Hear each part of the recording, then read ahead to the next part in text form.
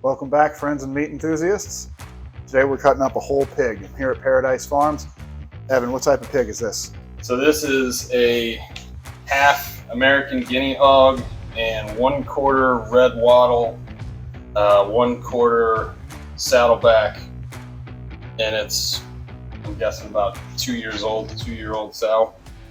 So not the fastest growing pig, not the biggest pig, but it should be a very tasty pig. Well, I'm starving. Let's get to it. All right, so we're going to remove our ham. Start here at the H-bone. Just open that up.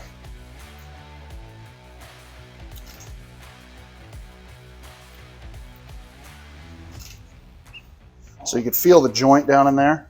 Actually, a little ball and socket there. Your pork sirloin sitting here on the end of the loin side.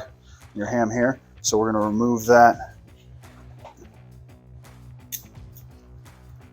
right here.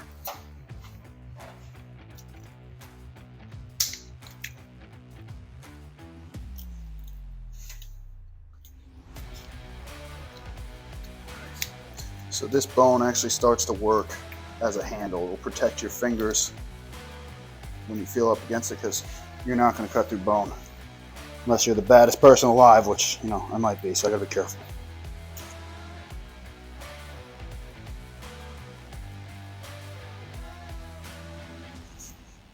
Alright, so we got that separated out pretty good, and the purpose of that at this point was simply to free up our ham. So we've done that.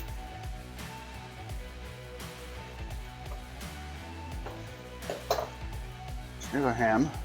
Feels good, looks good. That's the leaner part of the pig. You think good for more cutlets, more pork cube steaks out of the ham?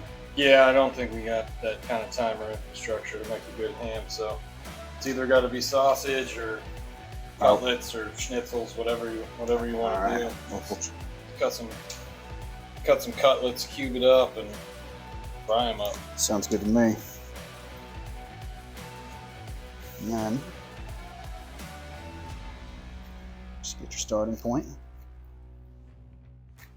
And the tip of the knife does most of the work. Slide right down the femur bone. I'm just going to open it up.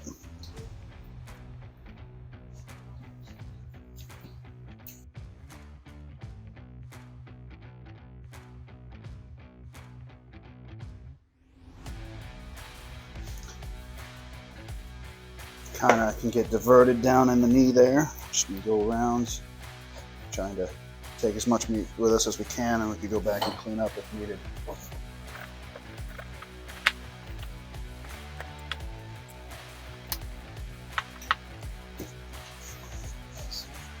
Yep. So now we've got our ham. Now we can break it down with the seams to make it easy to cut to our cutlets. Just kind of find where it naturally separates. We have been left a blueprint on how to take tasty animals apart, and it makes it a lot less work. You just separate whole muscles here. Exactly. Exactly. So you just find your seam and follow it straight down.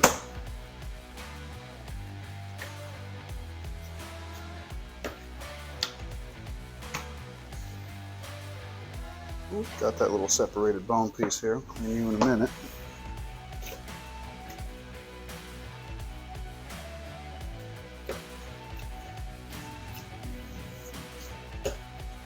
So what we're looking at so far,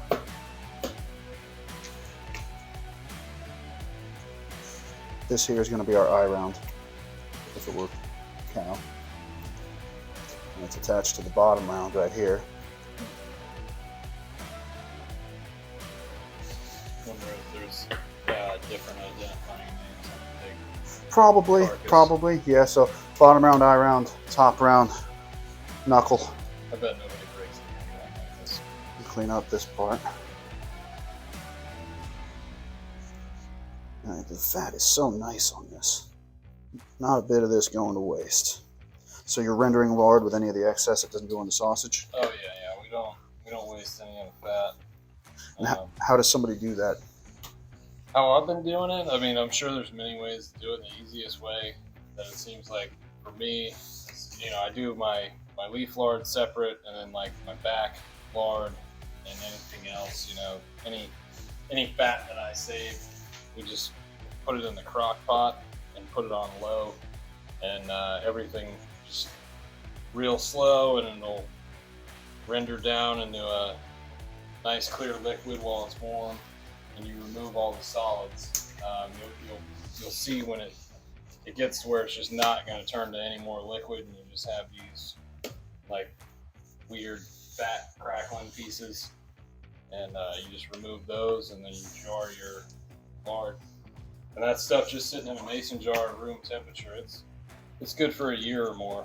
You don't need to refrigerate it. You don't need to do anything crazy with it. No pressure canning.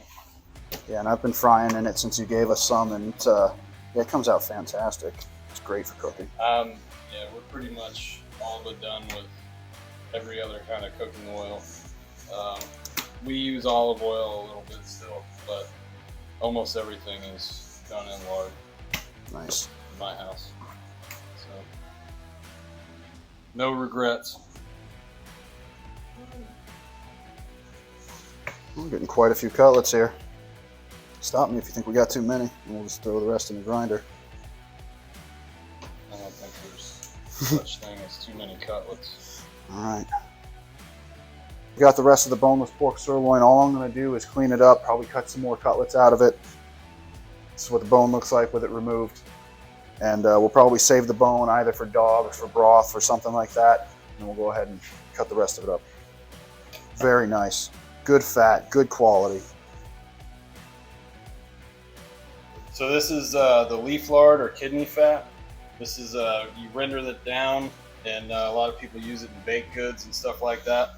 So you don't want to throw this away. It'd be great to fry anything in, but it's a very neutral fat. Just peel right out of there. The back fat's great for frying potatoes and different things and whatever meats, but typically people save this because it's a more neutral, less pork flavor to it, and they'll put it in pie crust and whatever else. Biscuits maybe. We usually just fry stuff with it.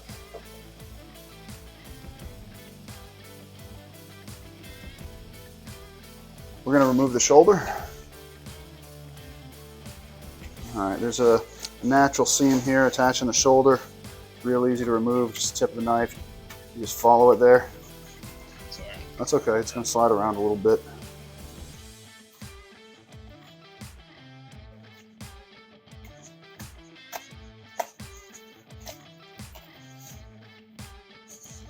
And we're just going to take it right off.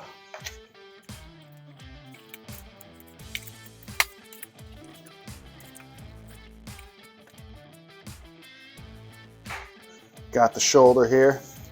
We're gonna remove the bone, take the meat off the shank, clean it up a bit, see what kind of cuts we come up with. Nice. Let's go. Somewhere in about here, there's a joint. You can tip in and just open it up.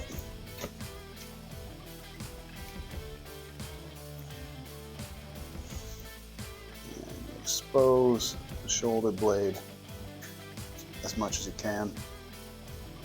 If we had a saw, could go right into sawing steaks, and in a commercial environment, a lot of time they take that pork collar we had and cut it where it's still attached to this part. That's how you get your Boston butt. So we got that opened up. Let's go down one side, down the other side.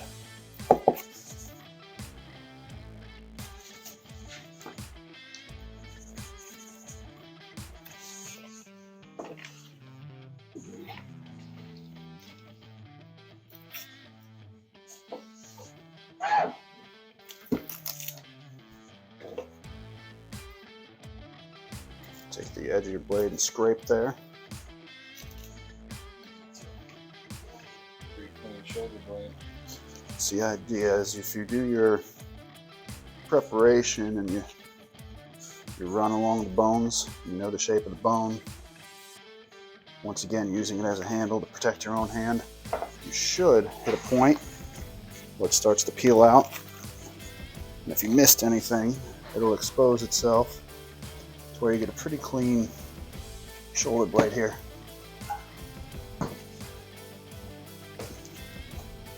So this side's now boneless, much like the ham. Just open it up and run down the bone.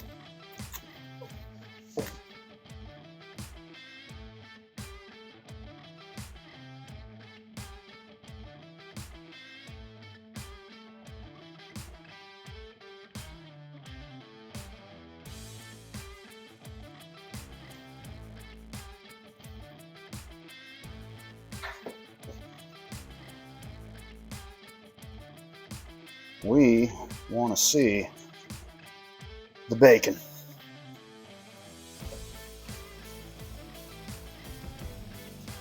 I don't want to cut it too close. Just stay right on top of your ribs there. Get it started using just the tip of your blade. Pulling away with your other hand.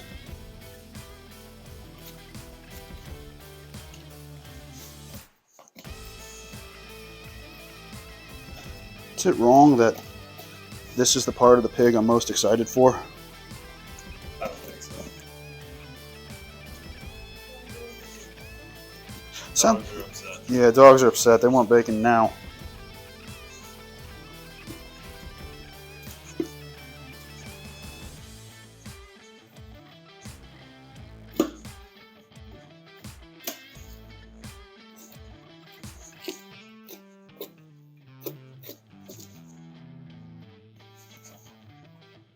It's just your pork belly, which sits on top of the spare rib. Kind of looks like a strip of bacon there. So we're going to clean it up and make it suitable to put into a brine for cure. Or if you prefer, you just want to mess around with some raw pork belly, that's delicious too.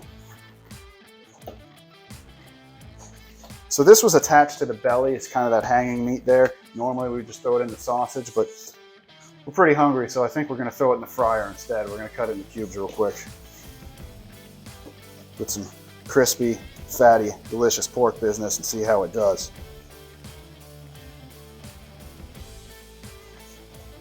How big of cubes you want? Can't be bad. Yeah, something like Something that. like that. Yeah. You're right. You're right. Yeah, you're right. That can't be bad. What we've got here is that little piece that was below the pork belly. So in consistency, it's still going to be close, but it's not the desired texture. So I know it's going to be probably a little chewier, but I imagine the flavor is going to be the same. If you want to get a look at that, it's just like a fresh pork crackling, basically.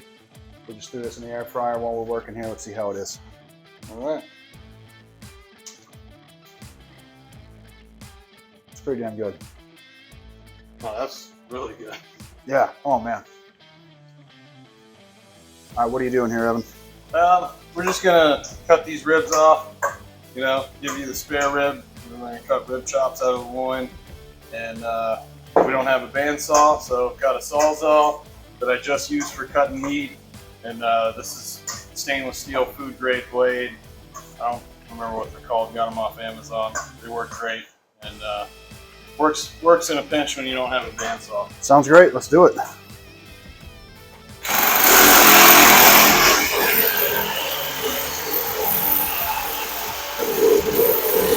So this is the brisket bone. We're just going to take that right off the top of the ribs here and just leave our spare rib behind. Anything I'm encountering in here, a knife could go through it all. It's just cartilage and stuff. So brisket bone there.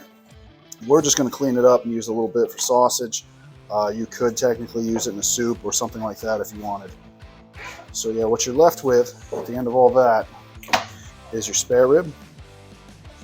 And on that size pig, you know, it's not crazy, but it's going to work. It's going to be good.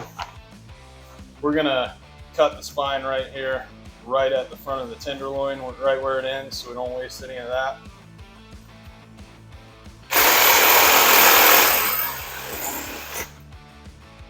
Cut the rest with a knife here.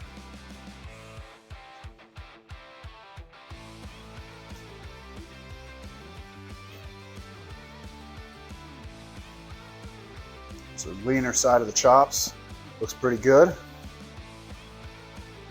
Yeah. Nice little fat tail on there. That's gonna be good. Nice and tasty when you fry it up. How does that make you feel? That gives me a phoner. I'm gonna square up the loin now.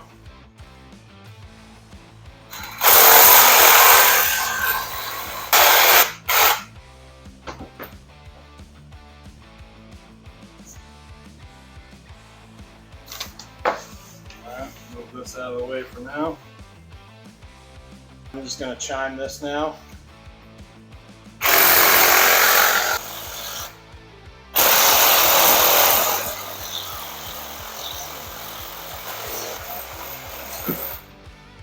This is the rib end of our loin. He already removed the chine bone. So I'm just gonna take a little of the excess fat off here. And then I'm gonna cut us some nice bone-in rib chops. I like to start at the actual rib end here. And you just find the bone. And that right there is gonna be a tasty pork chop. Look at that coloring. Look at the dark rosy color there. It's not pale like something you bought at the store. That's going to be something special right there.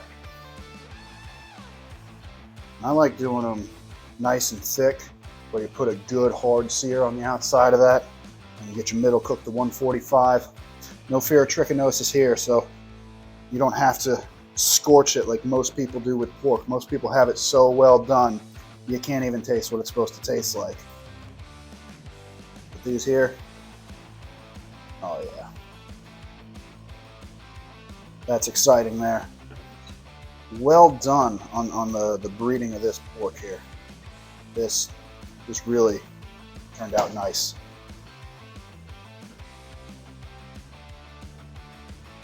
We'll leave a little bit of this on as we're getting away from the ribeye end.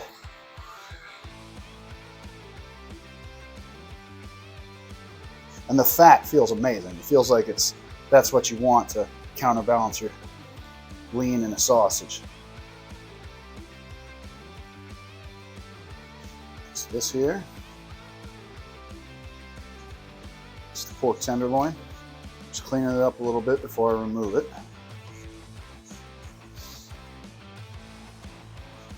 Just follow right along the seam, right along the bone rather, and you just kind of go a little back and forth as you pull away, and it peels right off pretty easily. If this were beef, it would be your tenderloin, which you get your fillets off of.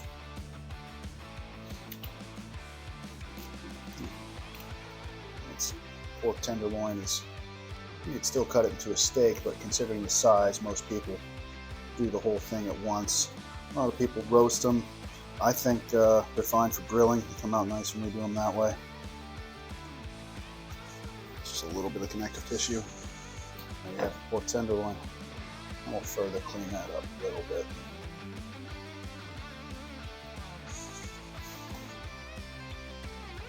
So then we're going to clean out the rest of the loin here. So where our tenderloin was removed, the bone's flat. Just taking the knife right to the edge there. And once I get there, I'm going to rotate it. And just stay right on top of the bone.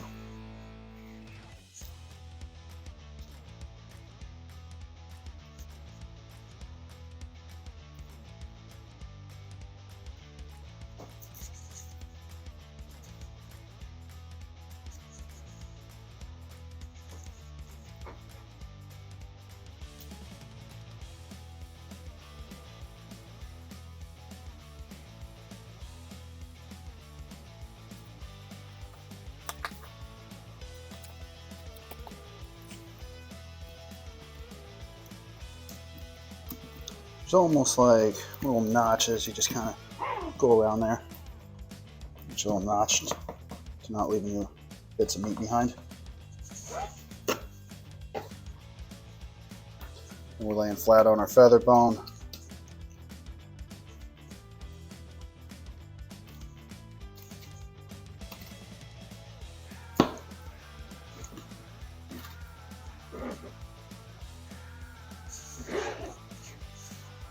So there's the leaner side of the pork loin.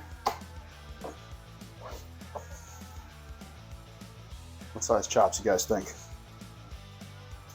There's no wrong answer. Thick? So we'll go a little. Yeah, we'll go regular size here. Good amount of fat on there. Feels good, looks good.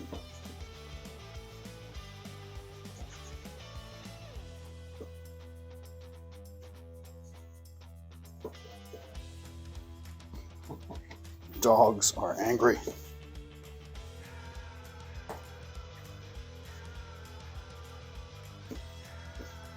Should I trim any of this? No. Don't you dare. So we got this little piece of pork collar. I'm going to separate it a little bit. We're going to get a couple of country style ribs out of each one.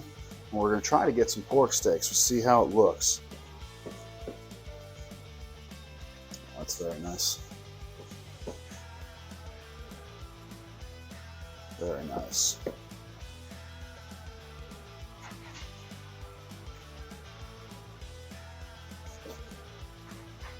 So this piece here, little hog jaw.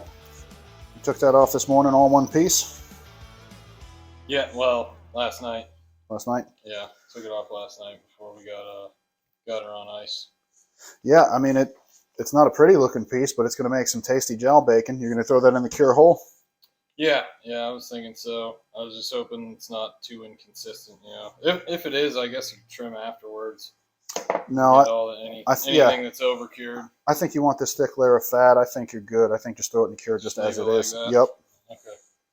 All right. Well, curious to try it. I've maybe cured bacon once or twice. I think once successfully, anyways, myself, and have never done jowl bacon. So can't wait to try it. All right. These are the cows here at Paradise Farms. Today we did one of the pigs, as you saw. These guys coming soon. Somebody, anyway. Somebody. They live out here, free range, have a good life, nice fat cows. Let's go check out the pigs. Got a Muscovy duck, future plans on that. Probably make some kind of cured meats, things like that. We have the pinned in pigs. A lot of different breeds going on here. You want to speak to that at all? Got Berkshire mixes, being bred to this small cooney boar. Hopefully that'll produce some good mixes in the future. Produce probably somewhat of a similar yield to the pig we processed today.